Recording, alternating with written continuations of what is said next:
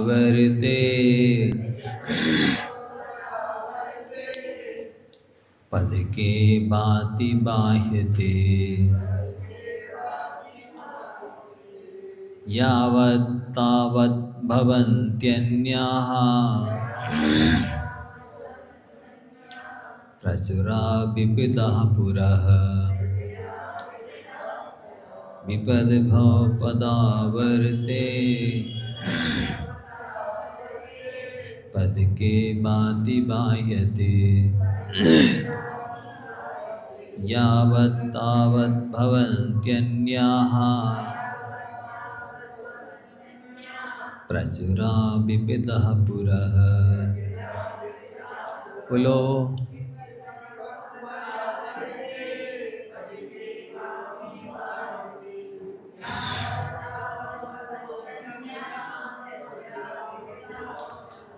अब ये कहा जा रहा है कि संसारी प्राणी कहाँ पर है? विपद भव, विपत्ति रूपी भव में पड़ा हुआ है, सागर में पड़ा है। सागर में जैसे भंवरें होती हैं, उस भंवर में कोई फंस जाता है तो फिर उससे निकलना बड़ा मुश्किल होता है। और जैसे तैसे एक विपत्ति मान लो भंवर से वो निकल जाए तो सागर में फिर दूसरी अनेक भंवरें रहती है। या तो बड़ी बड़ी लहरें होती हैं और या फिर भंवर होती है। तो वो जीव या तो लहरों के थपेड़े खाता है या फिर भंवर में फंस जाता है। तो कभी भी उसे आप स्वयं थोड़ा सा कल्पना करें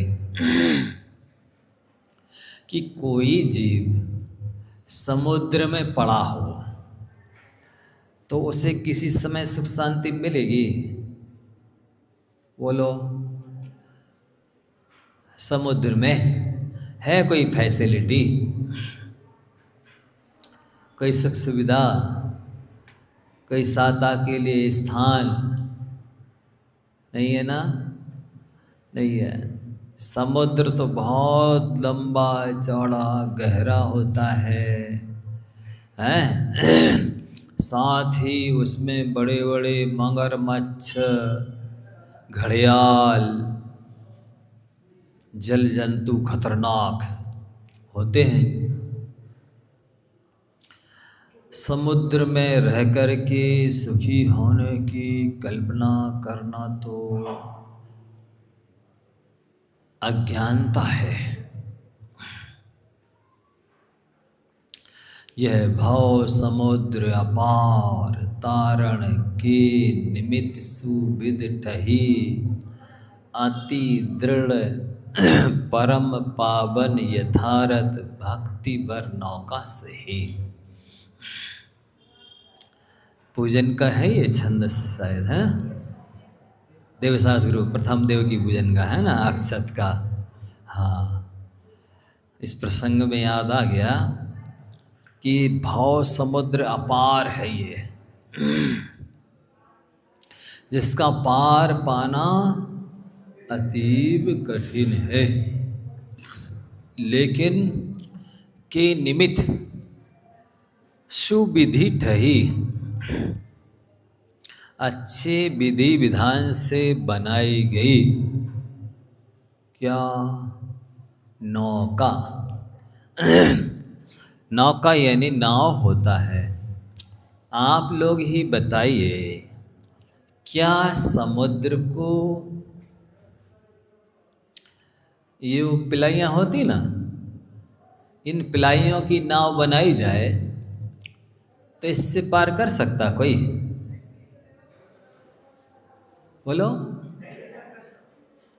कोई घड़ियाल उसकी एक फटकार मारेगा तो फट जाएगी, है ना? हाँ। तो यह भाव समुद्र अपार है, इसके पार होने के लिए अच्छे विधि विधान से मजबूत नाव बनाई जाए। यथार्थ अति दृढ़ परम पावन यथार्थ। अब ये विशेषण नीचे दिए हैं के निमित्त सुविदिठहि, संसार रूपी समुद्र को पार करने के लिए सामान्य लकड़ी की नाव काम में जैसे नहीं आती है, उसी प्रकार से संसार को सागर की उपमा दी है। तो इस संसार रूपी सागर को पार करने के लिए भी भक्ति रूपी नौका चाहिए। जो भक्ति रूपी नौका कैसी हो? अति दृढ़, देवसास गुरु के प्रति जो श्रद्धा भक्ति है, देवसास गुरु के प्रति जो आस्था समर्पण है, वो सुमेरु पर्वत की तरह मजबूत होना चाहिए। तब कहीं वो भक्ति इस जीव को शक्ति देती है संसार समुद्र से पार होने की। नहीं तो ऐसा नहीं, गंगा गए सो गंगा दास, जमुना गए तो जमुना दास। जहाँ गए उन्हीं के दास बन गए। तो ऐसे दासों को संसार समुद्र का किनारा नहीं मिलता है। ये माथा सड़ा नारियल नहीं है कि जहाँ कहीं पटक दो, फोड़ दो इसको।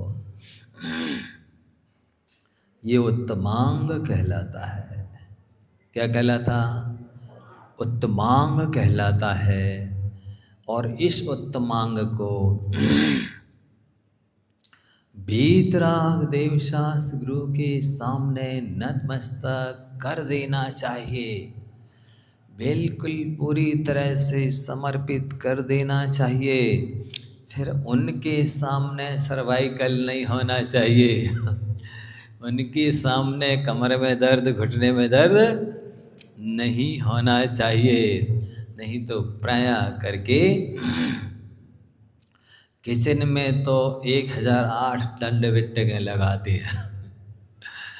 और जैसे ही देवशास्त्र गुरु के सामने आते हैं कि कमर में, घुटने में और दर्द हो जाता है, सर्वाइकल हो जाता है, फिर तो ऐसे करेंगे वे जो आरसी करते हैं जैसे आपस में, नहीं सलाम जैसे दूसरों से करते हैं सामान्य लोगों से व्यवहार, ऐसे वीतराग देवशास्त्र गुरु के सामने वे विनय करने से कतराते हैं।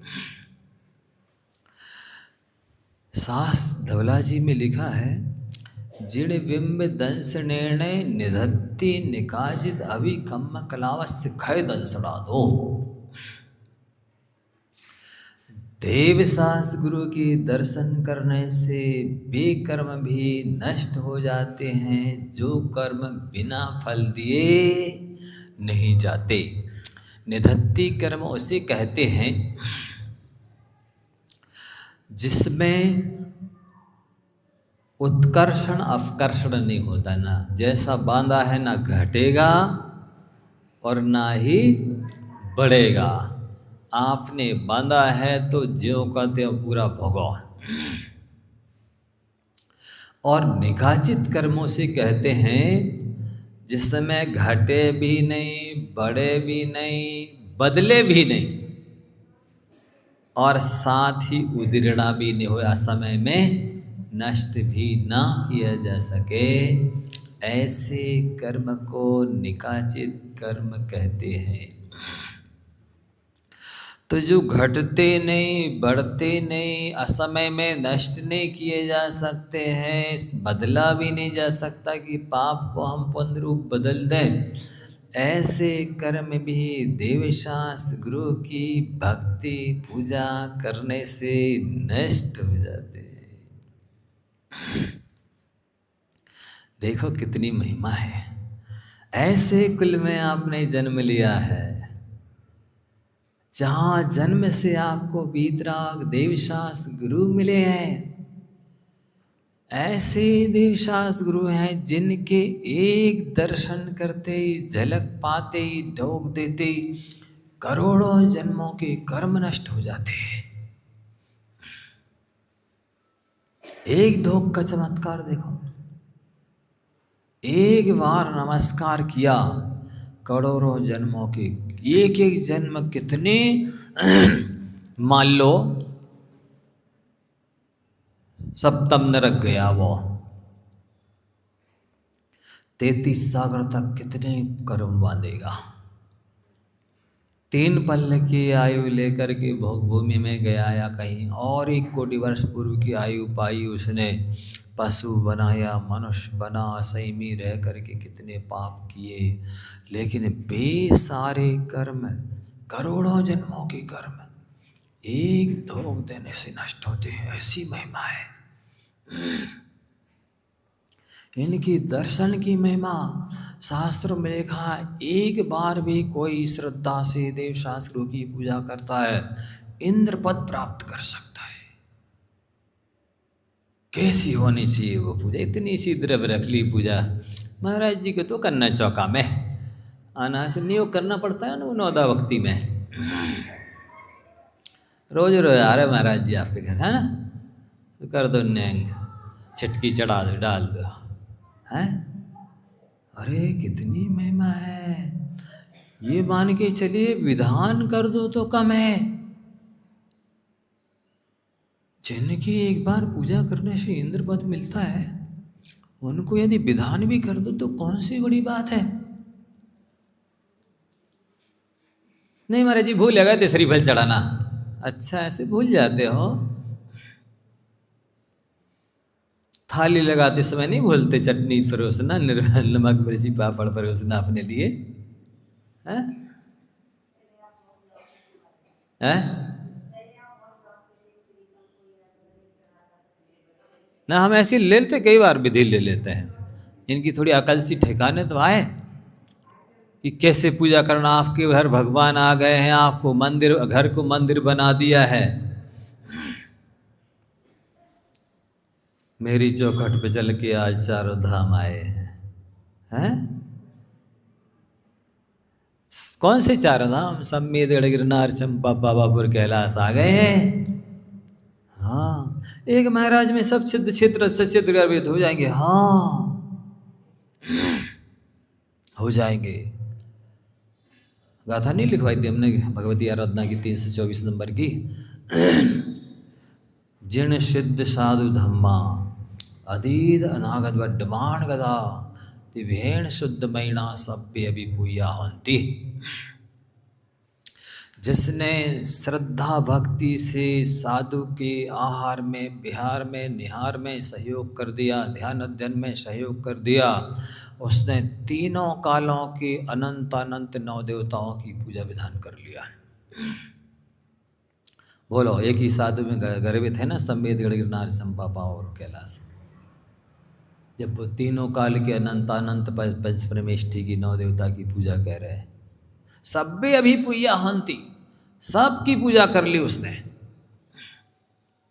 किसने? जिसने एक साधु की सेवा कर ली, आहार विहार निहार करा लिया। ऐसे आलसी हैं भी हम, रोज रोज कौन जाए अब आहार देने, ठंडी है, रोज कुछ कौन चौका लगाए। महाराज जी तो आएंगे ही नहीं, हमारे तो आहार हो ही गए। अरे भक्ति तो करो, क्यों नहीं आएंगे? आपके पुण्य में ताकत तो हो, तो पुण्य तो तीर्थंकरों को खींच लेता है।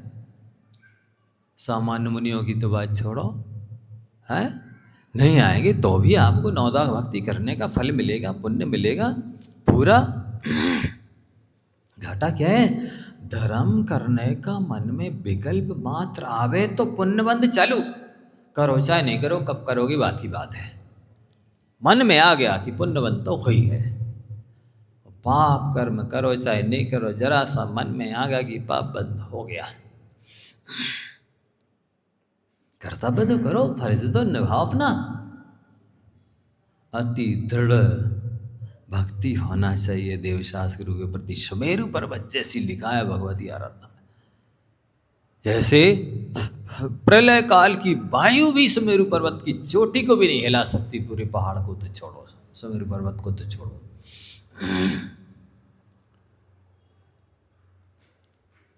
कल्पांत काल मरुता चलिता चले ने कि मंद रात्रि शिखरम चलितम कदाचित, नहीं पढ़ते वक्तामर में? क्या प्रलय काल की वायु के द्वारा सुमेरु की पर्वत चोटी चलाए मैल कराई गई है, की गई है? नहीं।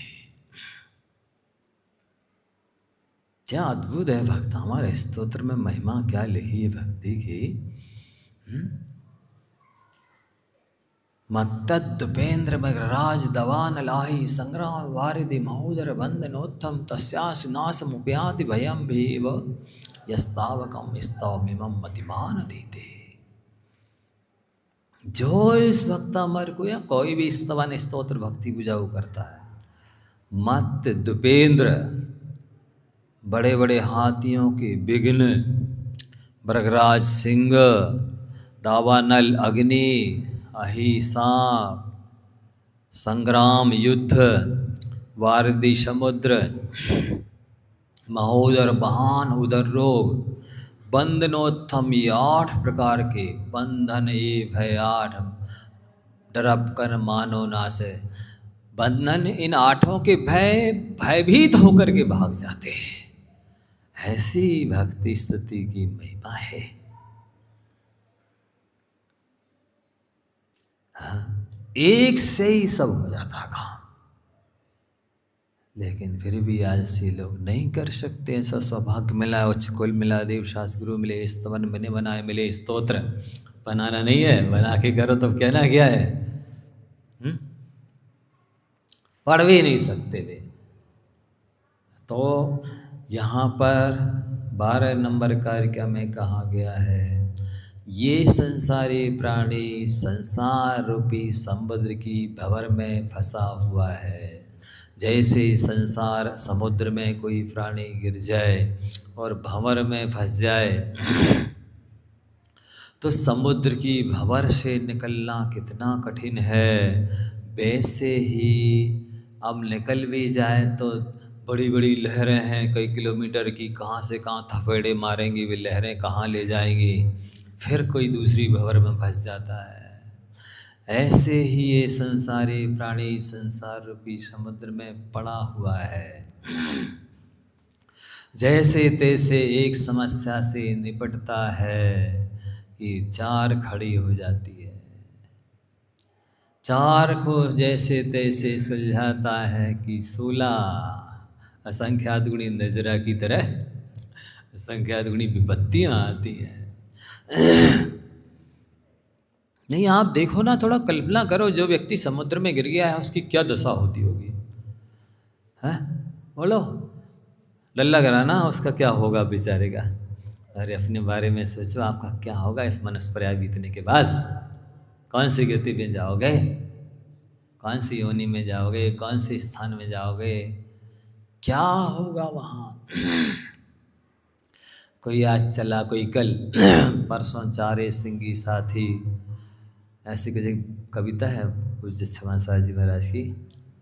यहाँ तुम हो, वे हैं, सब हैं, उस पार न जाने क्या होगा, है ना ऐसी कविता? है? हाँ, सुनी है हमने भी। उस पार न जाना, इस पर्याय के बाद न जाने क्या होगा। यहाँ तो सब मित्र संगी साथी रिश्तेदार सब लोग हैं, जीव तुम भ्रमत सदैव अकेला, हे जीव तू अनादि काल से अकेला था, आज भी अकेला है, और भविष्य में भी अकेला रहेगा। भले भजन गा ले, जाने मेरी किस्मत ने कैसा खेल खेला है, कल भी अकेला था और तो ये किस्मत ने खेल खेला है? नहीं, ये तो वस्तु स्वभाव है, प्रत्येक द्रव्य स्वतंत्र है, अलग अलग है। ये तो दृष्टांत नहीं दिया था कि समुद्र में 2 लकड़ियां बहती हुई आ रही हैं, कभी लहरों की वजह से मिल जाती हैं, कहीं लहरें देती थपेड़ा तो एक कहीं चली जाती है, कहीं चली जाती है। इसी तरह से संसारी प्राणी भटकते चले आ रहे हैं, कभी मिल जाते, एक ही घर में जन्म ले लेते हैं, कभी नहीं ले तो यहाँ वहाँ लेते हैं, तो कर्म उनका संयोग करा देता है। कभी फिर कर्म उनको कहीं से कहीं ले जाता है। इसमें क्या आश्चर्य है, ये जाने मेरी किस्मत ने कैसा खेल खेला, इसमें क्या कहने की बात है।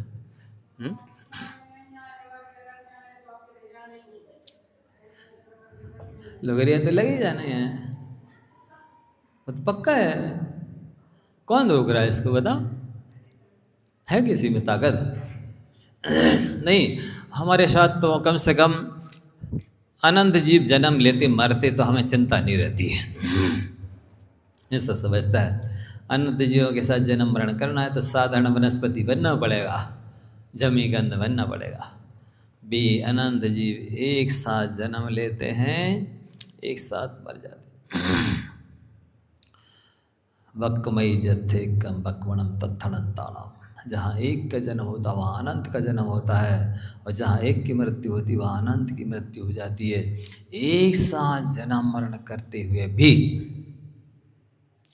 एक ही स्थान में रहते हुए भी सब अपने अपने परिणामों के अनुसार कर्म का बंध करते, आयु का बंध करते हैं और अलग अलग गतियों में चले जाते हैं। ऐसा है।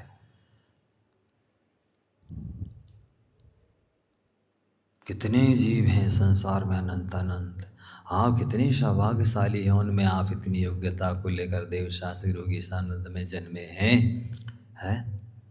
फिर भी गाफिल हो रहे, मोहित हो रहे, विषय कसाय में फंस रहे।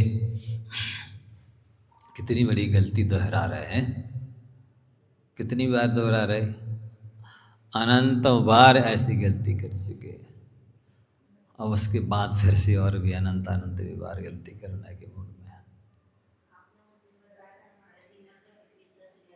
90% महिलाएं नरक में जाने से नहीं डरती, 50% पुरुष नरक में जाने से नहीं डरते।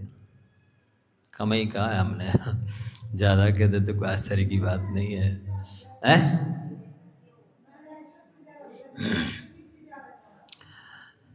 काउंटिंग करके दिखा ना कितनी हैं भारत में प्रति महिलाएं,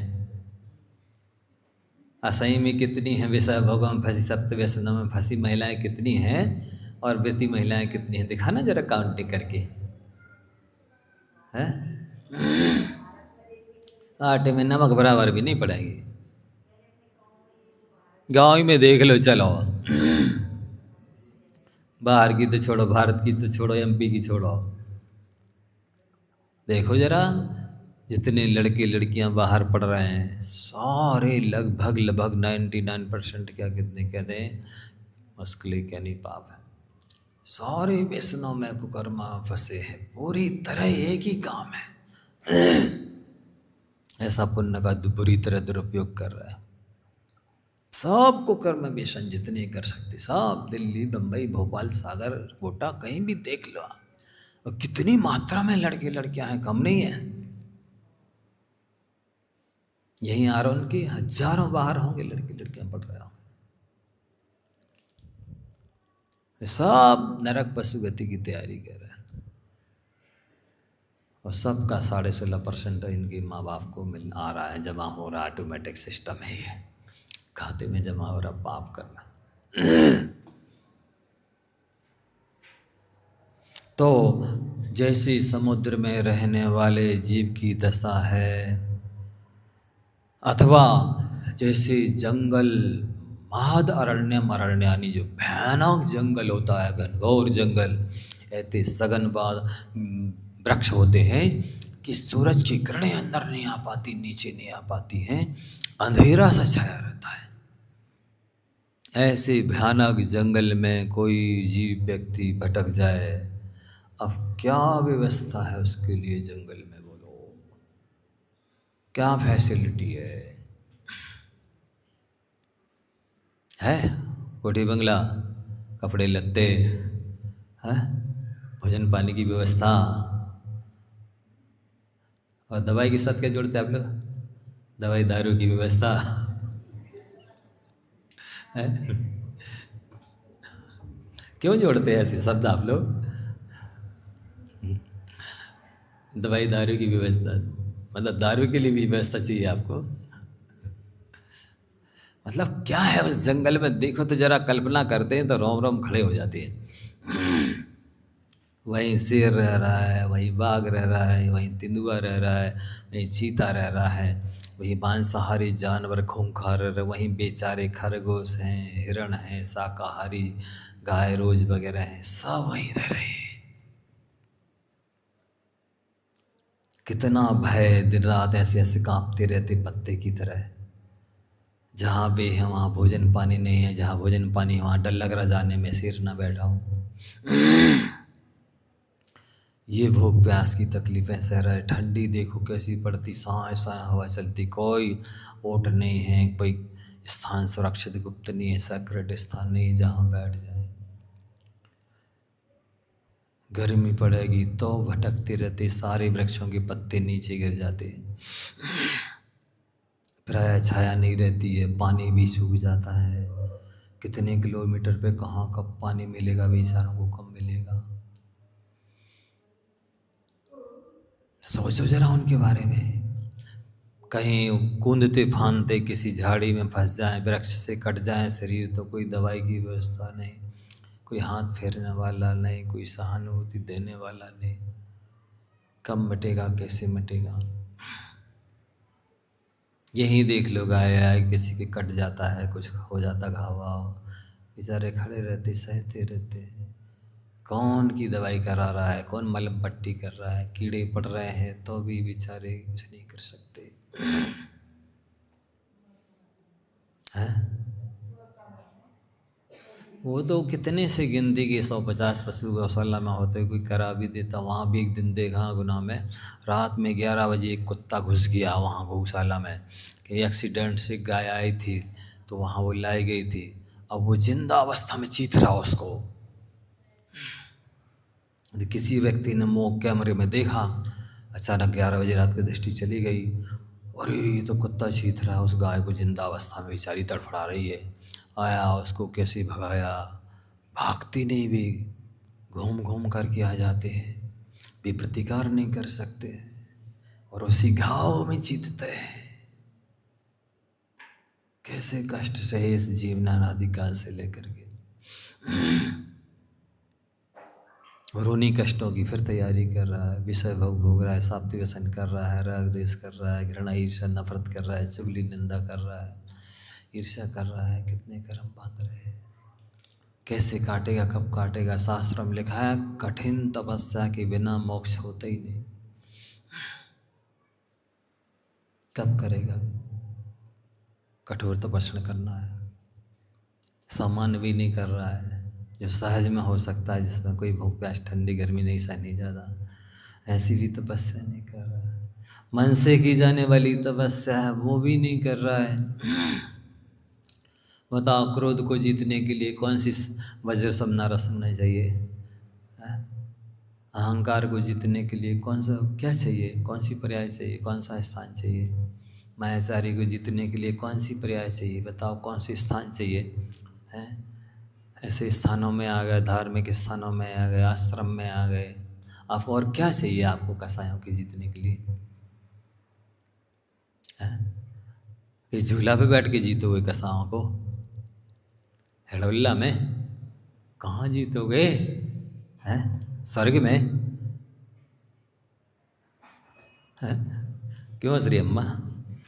नहीं, पूछ रहा हूँ मैं, जब आप लोग ऐसे स्थानों पे नहीं कसाएं जीत पा रहे हो तो कहाँ जीतोगे।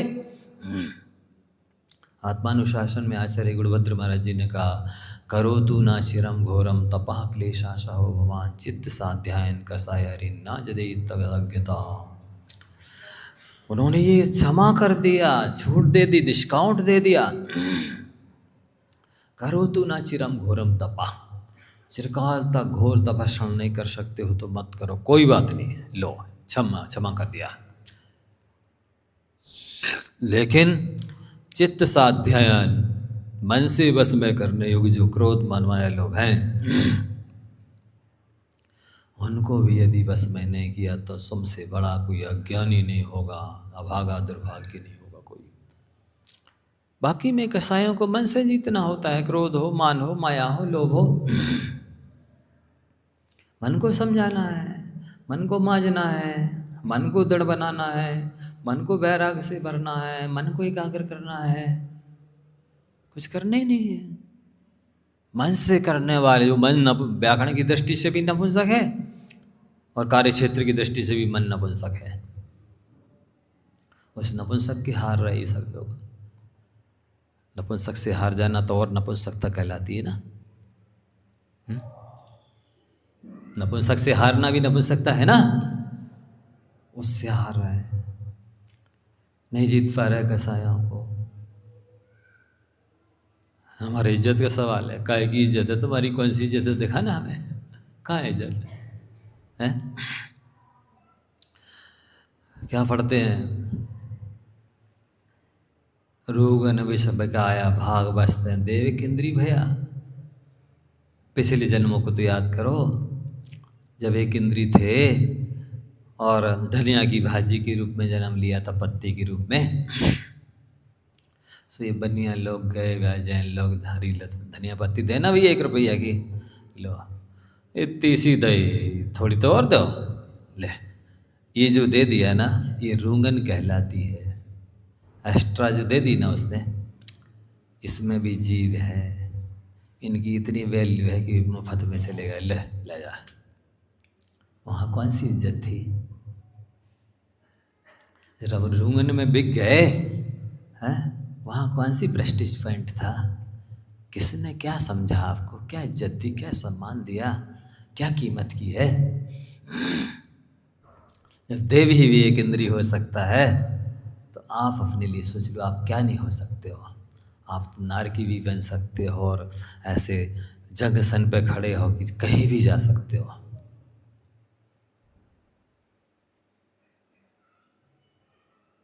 विपत्ति है, काय की विपत्ति है? मानो तो विपत्ति है, ये तो काय की विपत्ति है?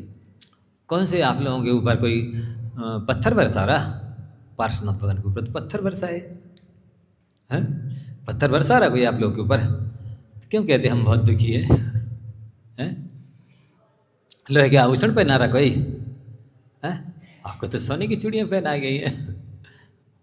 पांडवों को तो गरम लोहे के आभूषण पहनाए गए थे, फिर भी उनने विपत्ति नहीं मानी। पार्श्वनाथ भगवान के ऊपर पत्थर बरसाए, तुम पर वर्षे ओले ओले पत्थर पानी हैं? बर्फ की बड़े बड़े ढीला फेंके, पत्थर फेंके, पत्थर पानी बरसाया, तेज हवा चलाई। आपको तो नहीं कर रहा कोई ऐसा? शालिनी खा रही है उनको, फिर भी वो उपसर्ग नहीं मान रहे। आपको खा रही कोई शालिनी? नहीं, देवरानी खा रही है कि जिठानी खा रही है?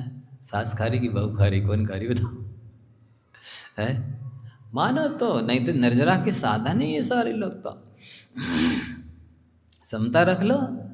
हमारे अशुभ कर्म की वजह से सही अनिष्ट संयोग हुआ है, और वस्तुतः अनिष्ट संयोग होता नहीं है। इसकी मान कसाय उसे अनिष्ट संयोग बना देती है। ये मेरी बात नहीं मानती है, मेरे अनुसार नहीं चलती है, मैं जैसा चाहती हूँ वैसा न करती है, इसलिए आपने उसको शत्रु समझ लिया। वह है ही नहीं शत्रु, आपकी मान कसाय उसे शत्रु मान रही है। बस पता देखा जाए तो कोई तो सहयोगी साथी है। मैंने एक दिन दृष्टांत नहीं दिया था? कौन सा? कब दिया था? अब कौन सी क्लास में दिया ये भी मुझे ध्यान नहीं रहता, उसमें आप लोग थे कि नहीं ये भी पता नहीं रहता। एक दृष्टांत दिया था मैंने कि आग का नेचर मालूम है आप सबको? हैं? क्या करती है आग? जलाती है। तो सब लोग जाना आज घर से बाहर निकाल के फेंक देना सारी आग। जलाती है ना? है? क्यों नहीं फेंकते हो? क्यों नहीं निकालते घर से बाहर उस आग को? जहाँ रखो उसको जलाती है, जिसको उसमें डालो उसको जलाती है, भस्म कर देती है, अग्नि बना राख बना देती है। अलग करो घर से बाहर। और नहीं तो उसके निमित्त से और ध्यान करो, ये दुष्टा मेरे घर में रह रही है, ये आग दुष्टा मेरे घर में रह रही है, आग दुष्टा मेरे घर में रह रही है, इससे पीछा कब छूटेगा, ये कब मरेगी, कब भगेगी, कब न्यारी होगी। ऐसा करवा दो ध्यान उस आग से। नहीं, उसको तो हमने उसका नेचर समझ लिया, इसलिए हम उसको सुरक्षित रखते हैं। और सुरक्षित ही नहीं रखते, उससे हम उजेला प्राप्त कर लेते हैं, उससे हम अपनी ठंडी भगा लेते हैं, उससे हम सारे भोजन पका लेते हैं। अच्छा, आप लोग तो बहुत चतुर है, ऐसी दुष्टा से भी काम निकाल लेते हैं। क्यों?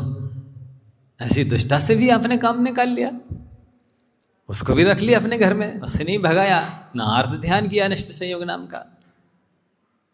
बोलो, करना चाहिए ना आर्त ध्यान, भगा देना चाहिए उसको। तो ऐसी आप देवरानी के नेचर को नहीं पहचान सकती ना आगे की अग्नि की तरह। और जैसे अग्नि से सावधान रहते हैं, ऐसे देवरानी से सावधान रह के, जैसे अग्नि से काम निकाल लेते हैं, ऐसे देवरानी से काम नहीं निकाल सकती है। देवरानी की दृष्टांत है, जेठानी हो सकती है, सास हो सकती है, बहू हो सकती है, और भी कोई चीज़ हो सकती है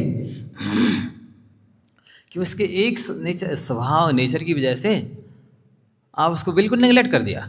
नहीं, इसमें तो लुगरी लग जानी चाहिए, इसको तो ड्यारी हो जानी चाहिए, इसको तो भागी जाना चाहिए, इसको तो बिछड़ ही जाना चाहिए, तब हमें चैन मिलेगी, साता मिलेगी। अग्नि के बारे में तो नहीं कह रहा है इसकी, जब तक ये अग्नि घर से बाहर नहीं निकल जाएगी तब तक हमें चैन नहीं मिलेगी। आपने कपड़े धोए बड़ी मेहनत से, सूखने डाल के आई, जैसे सूखे और आप उठाना भूल गई, पानी गिर गया, सारे भीग गए, वो नीचे गिर गए और खराब गंदे हो गए। आप किसको गाली दोगी? पानी को गाली दो ना।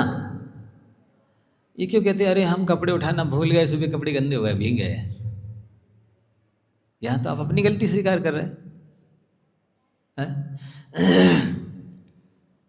तो ऐसे देवरानी जेठानी के बारे में नहीं अपनी गलती स्वीकार कर सकते कि नहीं मैं ही भूल गई, मुझे इसका नेचर याद नहीं रहा कि ये मानी है कि मायावी है कि आलसी है, तो उसके उस नेचर को से सावधान रहते हुए हमें बाकी का उससे काम ले लेना चाहिए था।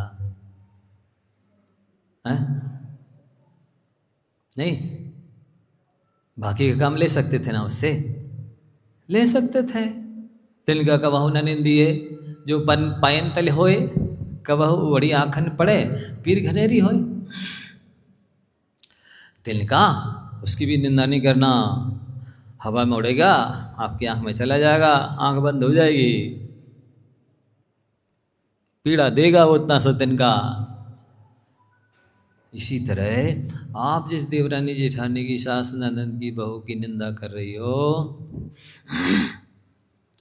आपको वे किसी न किसी मोड़ पे हाथ लगाएंगी, सहारा देंगी, काम में आएंगी। तीसरा नहीं आएगा काम में। अपने ही आते हैं काम में जिनको निगलेक्ट करते हो, जिन्हें मट्टी कूड़ा समझते हो। इसलिए कोई भी व्यक्ति नालायक होता नहीं महाराज जी ये बहुत आलसी है। अरे आलसी है तो उससे आंखों का काम ले लो, वो देख रेख तो कर सकता है आपकी, है? कुछ सुनने, समाचार लेने देने का काम ले, सुन तो सकता है वो।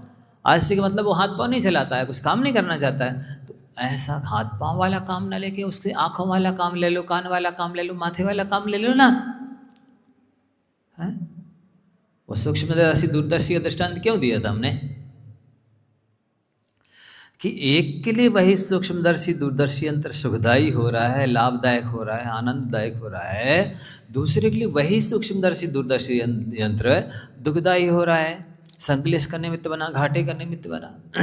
क्यों? क्योंकि ये एक व्यक्ति को उसका यूज करना आता है, टेक्निक आती है कि कब कहाँ कैसे इसका उपयोग करना, दूसरे को आता नहीं है, इसलिए वो दुख परेशान है। ऐसे ही आप लोगों के साथ हो सकता है। यदि आप किसी व्यक्ति से काम निकालना जानते हैं तो जिसे आप अनिष्ट संयोग समझ रहे हैं, शत्रु समझ रहे हैं, आर्त ध्यान कर रहे हैं, उसी से लाभ उठा सकते हैं, उसी से धर्म ध्यान भी कर सकते हैं। कैसे? जो व्यक्ति आपकी अपोजिट है, आप उसकी प्रशंसा करना शुरू करो, आप उसके थोड़ा अनुकूल चलना शुरू करो, आप उसका काम करना शुरू करो। जब आप उसके 4 काम करोगे तो 2 काम करा ही सकते उससे। क्या? हाँ, किसी के आप 4 काम करके देखो, फिर 2 के लिए मना, 1 तो कर ही देगा। अरे यार इसने हमारे 4 काम किए, चलो एक तो कर ही दो इसका। है क्यों नहीं बदल सकता? खरबूजे देखो, देख कर खरबूजे का रंग बदलता है। आज कुछ नहीं तो साजी महाराज ने नहीं कहा था कि भावों का संप्रेषण तरंग निकलती हैं आपके मन में जो है। एक दिन और कहा था कि जैसे आप कहीं भी बैठे हैं और आपने नंबर डायल किया, बोला घंटी कहाँ बजेगी? जिसके मोबाइल का नंबर डायल किया है उसकी घंटी बज जाती ना। वो दिख नहीं रहा है, लाखों करोड़ों किलोमीटर दूर बैठा है, आपने इधर नंबर डायल किया। ठीक इसी प्रकार से आप इधर सोचते हो, जिसके बारे में सोचते हो उधर उसको नंबर लग जाता है, वो भी आपके बारे में वैसी सोचने लग जाता है। ये भावों का संप्रेषण है, वाइब्रेशन है, जो वहाँ तक पहुँचता है और आपके यहाँ से प्रशस्त शुभ सकारात्मक पॉजिटिव एनर्जी निकलती है, तो उसके यहाँ से भी वही एनर्जी निकलती है। और आपके यहाँ से नेगेटिव नकारात्मक एनर्जी ऊर्जा और थिंकिंग निकलती है, तो उसके यहाँ से भी वही निकलती है। क्यों? कसाय से कसाय टकराती है। देखना कैसे टकराती है। जैसे आप इधर से जा रहे थे, उधर से कोई आ रहा था। अब आपको कौन सी कसाय उसके चेहरे पर देखना है, आप अपने चेहरे पर वैसी कसाय ले आओ। आप मुस्कुराना, फिर देखना वो क्या करता है, मुंह लटकाएगा। आपके चेहरे की प्रसन्नता देख करके उसके चेहरे वो चेहरा उसका प्रसन्न हो जाएगा कि नहीं? ये हास्य से हास्य टकराया। आप किसी से राग करो, वो आपसे द्वेष करेगा? बोलो, वो भी राग करेगा। ये रति से रति टकराई। आप किसी से आरती करो, आप प्रीति करो, वो आपसे रति करेगा? मिलेगा जब ऐसे, वो भी दूर भागेगा। ऐसा आरती से आरती टकराई। किसी के यहाँ गमी हो गई हो, तो आप उससे के यहाँ मिलने बैठने जाएं, तो उसके शोक को देखकर आपके चेहरे पे भी शोक आ जाएगा। थोड़ा तो किंचित कदाचित आ ही जाएगा। मतलब अपने निकटस्थ को देख करके शोक एकदम बढ़ जाता है। तो आपको देखकर उसका शोक बढ़ जाएगा, उसको देखकर आपके अंदर शोक बढ़ जाएगा।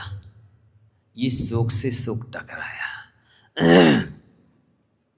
अब कहीं जा रहे थे दो लोग, और एक ने देख लिया कि सांप आ रहा है और दूसरे ने देखा, तो जैसे उसने वही सांप है, तो वो दूसरा वाले को भी भय की उदेड़ा हो गई। ये भय से भय टकराया। इसी तरह से नफरत होती है, गिलानी होती है। आपको किसी से नफरत है, गिलानी है, तो उसको भी आपको देखकर नफरत ही होगी। ऐसे ही वेदों के साथ है आपस में। तो अब आप क्या चाहते हो, बस वैसा ही सामने वाले के साथ करना शुरू कर दो, उसकी कसाय भी आपके परिणाम जैसी हो जाएगी, चेंज हो जाएगी। नहीं महाराज जी, हमने तो क्षमा मांग ली है, हमारे अंदर तो कसाय नहीं है, वे ही वैर माने हैं, ऐसे कहते ना लोग। ऐसा कभी कदाचित संभव है, सर्वथा ऐसा होता नहीं। सब कमठ पारसनाथ नहीं हो सकते। कि पारसनाथ के अंदर तो कोई बैर नहीं था, कोई बदला नहीं लिया, प्रतिक्रिया नहीं की, कमठ ही 10 भाव तक बैर लेता, बदला लेता रहा, उपसर्ग करता रहा, कष्ट देता रहा। ऐसा बहुत कम होता है, ना के बराबर। तो आप यदि अपनी थिंकिंग बदल लो, धारणा बदल लो, सोच बदल लो, तो बहुत सारी विपत्तियां तो अपने आप किनारे हो जाएंगी। बहुत सारी विपत्तियां तो इसलिए आती हैं कि हमारी सोच ही गड़बड़ रहती है। और खराब सोच की वजह से ही हम लोगों के लिए अनेक तरह की विपत्तियों का सामना करना पड़ता है। वैसी जिद ठान लेता है, नहीं हम मर जाएंगे पर उसकी पट्टी नहीं चढ़ेंगे। अब वो जीते जी पट्टी नहीं चढ़ेगा, और ऐसे भावों से ऐसे कर्म बांध रहा है कि मर करके उसी के घर में चूहा या बिल्ली होगा। अब कितनी बार पट्टी चढ़ेगा बोलो? उसकी देहली लांगोगे कि नहीं जब उसी के घर में चूहा बिल्ली हो जाओगे, कुत्ता हो जाओगे तो? ऐसा करता है प्राणी। तो विपद भाव पदावर्ते, पदे की बाहती बाहती, एक विपत्ति को निपटाता है, 4 समस्याएं खड़ी हो जाती है। इसलिए नीतिकारों ने कहा यानी कानी शतानी मित्राणी कर्तव्यानी, जैसे बने तैसे सैकड़ों मित्र बनाने चाहिए। क्यों? अच्छा करने के लिए 100 मित्र भी कम हैं, और बुरा करने के लिए एक ही शत्रु पर्याप्त है। ये आपको समझना है। प्रचुरा अनेक विपत्तियां आती हैं संसारी प्राणी के सामने। उन सब विपत्तियों को वो खुद ही निर्माण करता है, खुद ही बुलाता है, खुद ही इस तरह के व्यवहार करता है, खुद ही इस तरह की सोच रखता है, इस तरह की काम करता है कि वो विपत्तियां आती है। जैसे कोई व्यक्ति किसी की चोरी कर ले, अब पकड़ा गया, बोलो कितनी विपत्तियां बुला ली उसने? बुला ली ना? अनेक तरह की भूख, प्यास, ठंडी, प्रताड़ना और क्या क्या होगा, जेल में पड़ा रहेगा। अब अनेक विपत्तियां और आ गई। अभी एक ही विपत्ति थी कि गरीब था, अब उसने चोरी की, अब और कई विपत्तियों को बुला लिया। तो इस टाइप के काम में संसारी प्राणी करता है, एक विपत्ति को टालने के लिए अनेक विपत्तियों को अज्ञान से, प्रमाद से बुला लेता है। ये 2 दृष्टांत याद रखना, एक समुद्र का और एक जंगल का। जैसे जंगल में कोई सुविधा नहीं होती, वैसे संसार में कोई सुविधा नहीं है। जैसे समुद्र में कोई सुरक्षा सेफ्टी नहीं होती है, वैसे संसार में नहीं है। संसार शास्त्रों में जितनी भी भक्ति इत्यादि की जो स्थितियाँ हैं, उन सब में संसार के लिए उपमा दी जाती है। यह भव, समुद्र, अपार, तारण, या तो संसार की उपमा दी जाती है, या फिर भव वन में जी भर घूम चुका, कहा ना, वन माने जंगल और भव समुद्र संग, ये उपमा दी जाती है। जंगल की और समुद्र की, ये दोनों ही खतरनाक है। जंगल में भटक जाए व्यक्ति तो बुरी दुर्दशा हो जाती है, समुद्र में गिर जाए तो बुरी दुर्दशा। उससे अनंत गुणी दुर्दशाएं संसार में संसारी प्राणी की है। असरणम अशुभम नित्यम दुखम नात्मान माव स्वामी विभवम मोक्षास्तद विपरीतात मेतु ध्यायन्तु स्वामी के। इस जीव के लिए कोई शरण नहीं है। जैसे फुटबॉल को जहाँ जाती है वही एक लात मारता है, यहाँ से वहाँ, वहाँ जाती वो लात मारता तो वहाँ से वहाँ, ऐसे वो लुढ़कती रहती है। वैसी संसारी प्राणी की दशा है, असरण है। मणिमंत्र तंत्र बहु होई, मरते ना बचाए कोई। मणियाँ हों, पहन लो सारी 5 अंगुलियों में मणियों की अंगूठियाँ। मंत्र तंत्र मरने से नहीं बचा सकते। बीमारी से बचा लें, विपत्ति से किंचित कदाचित बचा लें, बात अलग है, लेकिन मरने से बचाने में तो कोई समर्थ नहीं है। दृष्टांत दिया है कि जैसे जंगल में भूखा शेर किसी हिरण के बच्चे को पकड़ ले, तब कौन माई का लाल बचाए उस शेर से उस बच्चे को। ऐसा ही अमराज रूपी भूखा शेर जिस जीव को पकड़ लेता है, फिर तो देव दानव कोई भी बचाने में समर्थ नहीं है। सम्राट अशोक सिकंदर भारत विजय के लिए आया, और लूटपाट करके जाने लगा। तो उसको याद आया, माँ ने कहा था कि भारत जा रहे हो तो वहाँ से एक, उसने पूछा माँ हम भारत जा रहे हैं, कुछ लाना तो नहीं है? बोले बेटा और तो सब है, अपने यहाँ एक साधु को लेते आना, अपने यहाँ साधुओं के दर्शन दुर्लभ है। तो जाने लगा तो उसे याद आया माँ ने कहा था कि एक साधु को लाना। तुरंत उसने अपने कर्मचारियों को, वर्कर्स को भेजा। उन्होंने ढूंढ करके साधु से कहा चलिए महाराज, हमारे सम्राट ने आपको बुलाया है। महाराज ने कहा कि भाई प्यासा कुएं के पास जाता है, कुआं प्यासे के पास नहीं जाता। तुम्हारे सम्राट को मुझसे काम है तो वो आ जाए, हम क्यों जाए, हमें क्या लेना देना तुम्हारे सम्राट से। जाके बोला तो फिर सम्राट आया विनय से, महाराज प्रणाम करके आपको हमारे देश चलना है। जैसे ही उसका हाथ देखा तो उसकी हस्तरेखा ने बताया कि 3 दिन की उम्र शेष है।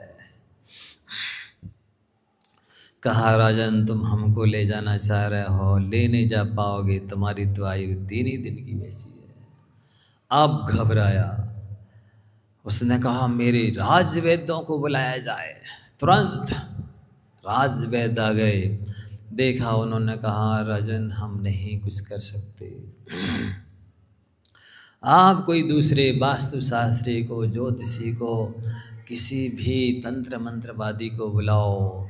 बुलाया गया। आधा राज्य आधा संपत्ति तुम ले लो भाई, मात्र 3 दिन के लिए मेरे प्राण बचा दो। उन्होंने कहा आधा तो क्या पूरा भी दो तो 3 दिन तो क्या, हम 3 सेकंड के लिए भी आपको नहीं बचा सकते हैं। तब सम्राट अशोक की आंखें खुली। अरे जीवन ऐसा क्षणभंगुर है, ऐसा अनित्य है। मैंने इतना अन्याय अनिति की, लूटपाट की, ये सारा ठाट बाट वैभव मुझे यहीं छोड़ के जाना है। तो सम्राट ने अपने मंत्रियों से कहा कि जब मैं मर जाऊं तो मेरे दोनों हाथ अर्थी के बाहर निकाल देना, जिससे दुनिया देख ले कि इसने कितना धन कमाया, अधिकार किया, लेकिन आज हाथी खाली हाथ जा रहा है। अशरण है ये संसार, किसकी शरण खोज रहे हो? पिता की, पति की, भाई की, बेटा की, कोठे की, बंगले की, मकान की, किसकी शरण खोज रहे? घर में बंदूक रख ली है, पिस्तौल रख ली है, अस्त्र शस्त्र रख लिए, क्या रख लिया है रक्षा करने के लिए? क्या इन सब में ताकत है आपको मरने से बचाने की? दूसरी बात, ये संसार अशुभ है, यहाँ कुछ भी शुभ नहीं है। ना तदस्थि इंद्रियार्थी सुयेच्छे मंकरमात्मना तथापि रमते बालास्तत्रैव ज्ञान भावना। समाधि शतक में इसी में आचार्य पूज्यपाद महाराज जी ने लिखा आगे कि इंद्रिय के विषयों में ऐसा कुछ भी नहीं है जो जरा भी आत्मा के लिए कल्याणकारी हो गए।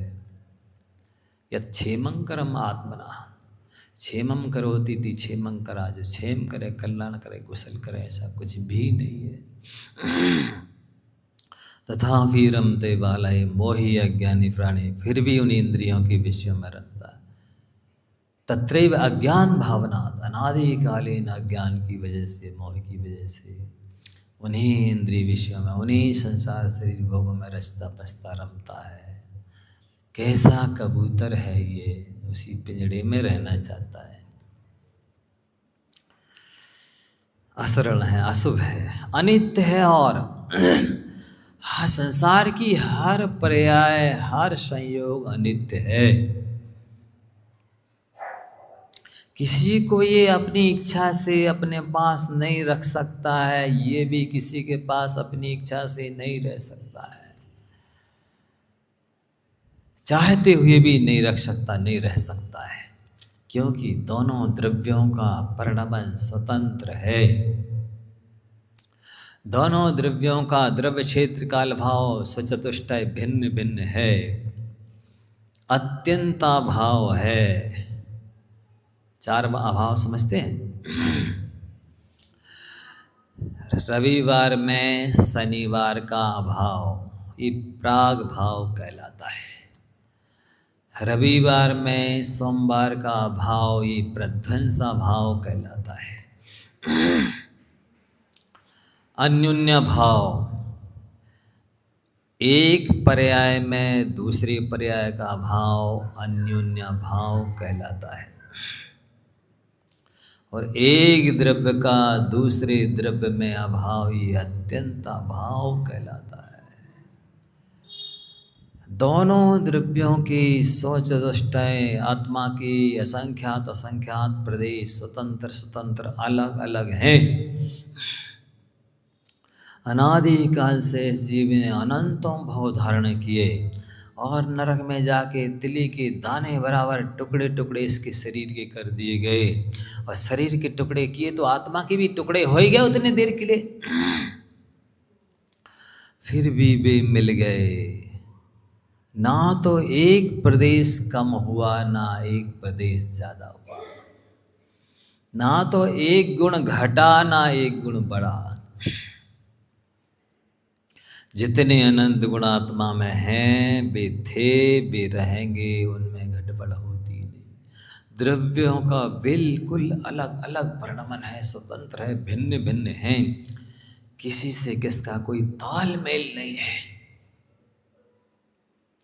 लेकिन फिर भी ये मोही अज्ञानी प्राणी उस कवाड़ी की तरह वो जो होता है ना, सवेरे से झोली लेके घूमता है और गुब्बारों से चिंदियाँ बीनता है, फटी पुरानी मैली पॉलीथीन बीनता है, रास्ते में पड़े जूठे मीठे सब खाली बोतलें उतलें सब रखता जाता है।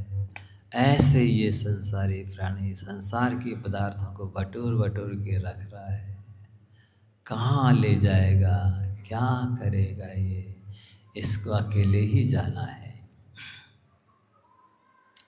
अकेले ही आया था। हो सकता है कई दरवाजे ऐसे शटर जैसे चौड़े होते हैं तो आप सब 10-5 लोग मिलके चाहें तो निकल सकते हैं। लेकिन ध्यान से सुन लो, जीवन में एक ना एक ऐसा दरवाज़ा मिलेगा जिसमें से आपको अकेले ही निकलना होगा। जीवन में एक ना एक दरवाज़ा ऐसा मिलेगा जिसमें आपको, वो नहीं होते जैसे रेलवे स्टेशन वगैरह में ऐसे लगी रहती, वो ऐसे घुमा दो, एक जने दिन निकलो, फिर ऐसे घुमाओ, फिर दूसरा निकलेगा। साथ साथ निकलने की व्यवस्था नहीं रहती है। ऐसे कई दरवाजे मिलते हैं बंधु, कई मोड़ आते हैं, कई समस्याएं स्थान आते हैं। जब ये जीव अकेला ही रह जाता है, 24 घंटे 12 महीने साथ साथ रहने वाला व्यक्ति इसके काम नहीं आता। अनित्य संयोग है, दुख रूप है, और ये यहाँ संसार सुख रूप है ही नहीं महाराज। हमें तो सुख साता है, सब है हमारे यहाँ, बेटा नाती पोता सब है, घोड़ा गाड़ी है, व्यापार है, अच्छा है, खूब आय के साधन है महाराज जी। हमें कोई कमी नहीं है, कोई कशाफ के आशीर्वाद से सब है। ये मोही प्राणी अज्ञानी प्राणी का उत्तर है ऐसा कहना। किसी को 108 डिग्री का बुखार चढ़ा हो और उतर जाए 102 पे आ जाए और वो कहे हम तो स्वस्थ हैं, वो स्वस्थ है कि बुखार कम है। इसी तरह से थोड़े दिन की अनुकूलता है तो दुख कम है कि सुख है, बताओ। दुख कम है, सुख किसी को है ही नहीं। ये मानना ही भ्रम है कि हम तो सुखी हैं। लोग व्यवहार में ऐसा कहने में आता है, आपस में एक दूसरे जब मिलते ना, मित्र परिचित लोग, कहते और भाई क्या हाल है, सब बढ़िया है, क्या बोलते। अब देखना, बाल सफ़ेद हो रहे हैं, गिर रहे हैं, आँखें कमज़ोर हो रही हैं, कानों से कम सुनाई दे रहा दिनों दिन, दांत कमज़ोर हो रहे हैं, सीने की धड़कन बढ़ गई है, शरीर में झुर्रियाँ आ गई हैं, घुटनों में कमर में दर्द हो गया है, अब क्या बढ़िया है? सब बढ़िया है। सब बढ़िया की परिभाषा क्या है? हैं? किसे कहते सब बढ़िया? हैं? बोलते हारने को छोड़कर सब कुछ बचता है और ब्रेक को छोड़कर सब कुछ लगता है, इसी का नाम सब बढ़िया है। बोलो। ब्रेक नहीं लगता और सब लगता है, हार नहीं बचता और सब बचता है, इसी गाड़ी का नाम बढ़िया गाड़ी है। हैं? ऐसी तो आप लोग की गाड़ी है, फिर भी कह रहे सब बढ़िया है। कमाल है।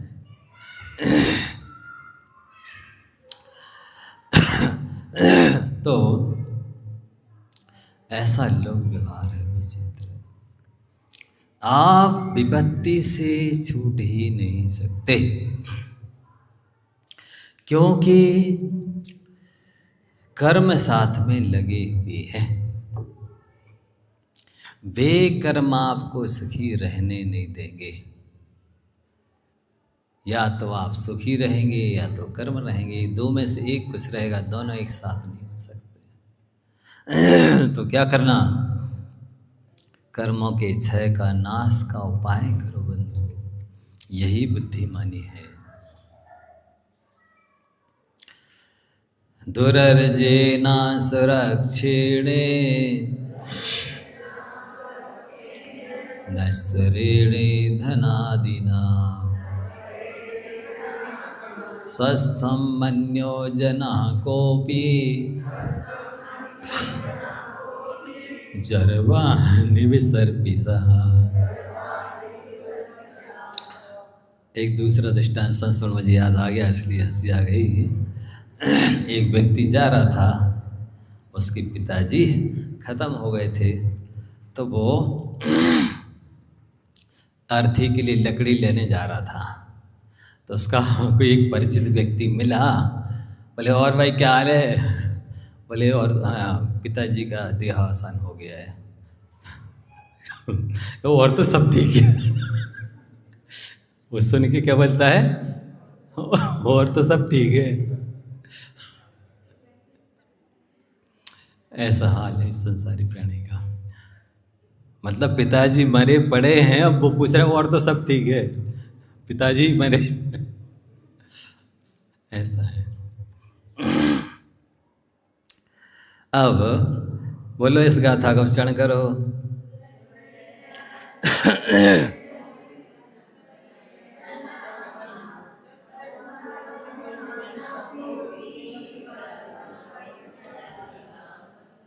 धनवानों के लिए ऐसा महाराज ने चांटा मारा है ये इस गाथा में। क्या कह रहे हो देखो जरा। जो धनी लोग अपने आप का धन का अहंकार कर रहे हैं ना, धन के बल पे अपने आप को बड़ा मान रहे हैं, सुखी मान रहे हैं, उनके लिए चांटा है। क्या कहते हैं? पहली बात, ये धन बड़ी कठिनाई से अर्जन किया जाता है। विशेष पुण्य ना हो तब फिर आप देखो मध्यम पुण्य और जघन्य पुण्य वालों की दशा। और विशेष पुण्य क्या कहें, जब भरत चक्रवर्ती को 60,000 बरस लगे दिग्विजय में। क्या होता है 60,000 बरस दिग्विजय में? इतना लंबा समय। कहते ना देशन विदेशन में नरेशन को कलेश होए। जो व्यक्ति देश विदेश में रहता है तो वो राजा भी हो क्यों ना हो, कितनी फैसिलिटी साथ में लेके चले, फिर भी कष्ट होता है। 60,000 बरस तक भटकते रहे। भले ही 9 निधि 14 रत्न थी, सेनापति थी, सेना थी, सब कुछ हेल्पर थे, लेकिन भटकते तो रहे। प्रवास तो करना पड़ा ना, घर से बाहर तो रहना पड़ा। जब चक्रवर्तियों की ये हाल है तो बाकी लोगों की क्या हाल है? उनको धन कमाने के लिए कितना पुरुषार्थ करना पड़ता है। शमशान तक में ड्यूटी देते हैं, लेटरिन बाथरूम में भी ड्यूटी देते हैं, कहाँ कहाँ नहीं जाते। फिरोजाबाद में जहाँ चूड़ियाँ बनती हैं, वो जो भट्टा होता है इतना गर्म होता है, एकदम जलमान आग निकल रही है। वहाँ भी नौकरी करने वाले लोग हैं जहाँ पर चौगुना पैसा मिलता है और एक 4 आना आयु रह जाती है। 100 वर्ष की आयु होगी तो 25 वर्ष में मर जाएगा, लेकिन जैसे किसी को 1000 रुपये का वेतन मिलता तो मिलता वहाँ 4000 का वेतन है। तो उस आग के पास बैठ करके भी काम करने वाले लोग हैं। इतनी तेज आग की जिसकी कोई उपमा नहीं दे सकते, इतनी तेज आंच रहती है, आग रहती है, धधकती अंगार रहती है। ऐसी जगहों में भी हथेली को, इस जान को हथेली पर रख करके जाते हैं। घनघोर जंगलों में ड्यूटी बजाते हैं, शमशान में ड्यूटी बजाते, कहाँ नहीं क्या नहीं करते धन के लिए लोग। लोभी को गरीब का धन चूसने में, मतलब धन लेने में गिलानी, दया, और मक्खी को चूसने में गिलानी नहीं आती है। कैसे पाप करते हैं, कैसे अन्याय करते हैं, कितनी मायाचारी करते हैं, कितना संक्लेश करते हैं धन कमाने के लिए लोग। सारे पाप करना पड़ते हैं धन के पीछे, बड़ी कठिनाई से अर्जन करते। और यदि अर्जन कर लिया, अब सुरक्षा करना कठिन है। नियम है, संपत्ति विपत्ति को लेके आती है। ऐसी कोई भी संपत्ति नहीं है जो साथ में विपत्ति न लाए। उस संपत्ति की सहेली कौन है? विपत्ति है। असुरक्षण है, उसकी सुरक्षा करना बड़ा कठिन। कहाँ रखते लोग? दीवालों में गड़ाते, ज़मीन में गड़ाते, विदेशों में बैंकों में रखते, यहाँ वहाँ उधार उसमें दे देते हैं। कहीं भी रख देते हैं, किसी को भी दे देते हैं। भय लगा रहता है कि दोबारा मिलेगा कि नहीं, निकाल पाएंगे कि नहीं, उपयोग कर पाएंगे कि नहीं, ये देगा कि नहीं देगा, चिंता लगी रहती है।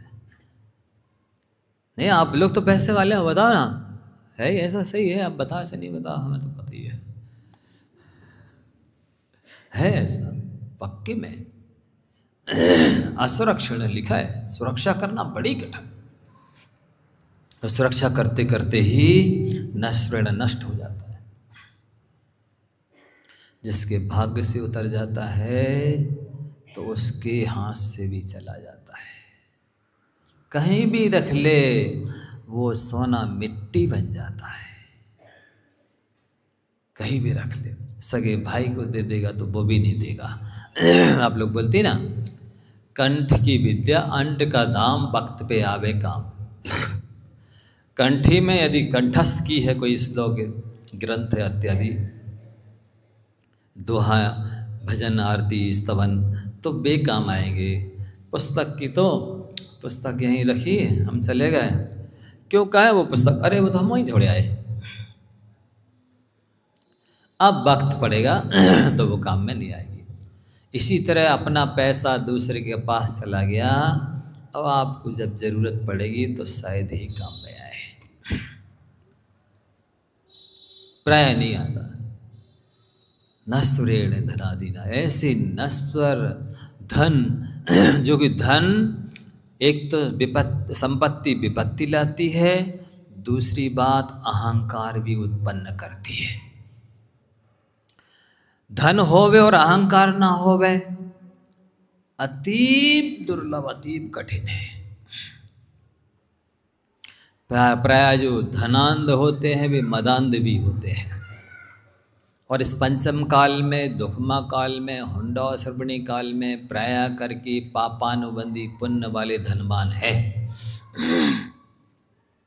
जिनका पैसा धर्म में तो नहीं लगता है, विषय कसायों में, सांसारिक भोगों में खूब लगता है, धर्म में नहीं लगेगा।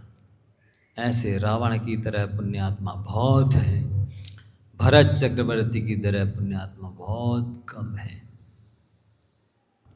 ऐसे धन को पा करके कोई अपने आप को धनाढ्य समझे, सुखी समझे, वो पागल है, वो बीमार है। कोई बीमार व्यक्ति घी पी लेवे और कहे अब तो हमको बहुत ताकत आ जाएगी, वह स्वस्थ मस्त रहेंगे। बीमार व्यक्ति घी पिएगा तो और बीमार हो जाएगा, ना उसको ताकत आएगी, ना वह स्वस्थ रहेगा, ना सुखी रहेगा। नियम है ये। घी तो स्वास्थ्य, जो पहलवान हो वह मेहनत करे, वो खावे तो ताकत आवे।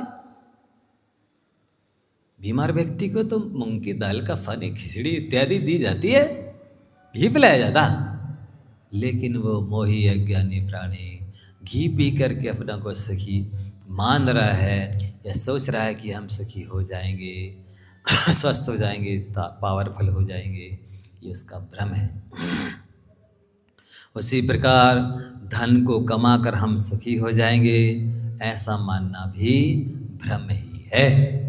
इसलिए संत सुख पावे संतोषी प्राणी, जावाणी के ज्ञान से सूझे लोकाल।